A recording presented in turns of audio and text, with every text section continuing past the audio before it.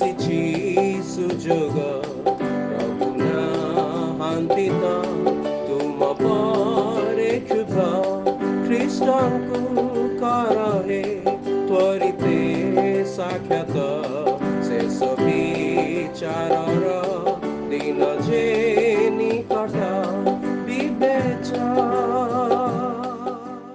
प्रिय श्रोता बंधु प्रभु जीशु ख्रीष्ट करुणामय नाम आपण को शुभेच्छा। पवित्र बाइबल माथ्यू लिखित सुसमाचार 15 अध्यायर 32 पदरे आमने एहीपरि पाठ करूँ। आउ जीशु आपण शिष्य मानू निकट को डाकी कहले एही लोक समूह प्रति मोर दया होउछि, कारण एमाने 3 दिन हेलाणी मो सांगरे रही अछंती ओ एमानक पाखरे किछि खाइबाको नाही, काले बाटरे से मानकर हंसा उड़ी जाए, एथिपाई से मानू अनाहार विदाय देवाको मोहर इच्छा नाही। एही लोक मानक प्रति मोहर दया होउछि। प्रभु यीशु ख्रीष्ट शिष्य मानक ठारे निजर भावना व्यक्त करूछंती। एक विशेष उद्देश्य नहीं लोक समूह को प्रभु यीशु ख्रीष्ट आपणा पाखक डाकी थिले। पुणी ईश्वरंकर गुण कार्य इच्छा से मानक ठारे प्रकाश कले। सही लोक समूह प्रति प्रभु अपना दया कृपा प्रेम अनुग्रह प्रकाश कले।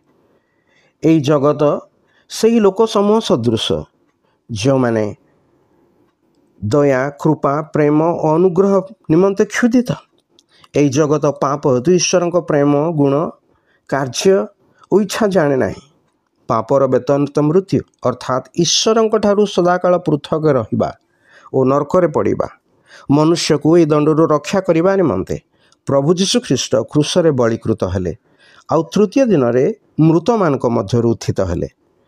जेपरि जे कहीं प्रभु श्री ख्रीष्ट विश्वास करी तांको निज जीवनर प्रभु और त्राणकर्ता रूपे ग्रहण करे से परित्राण पाए।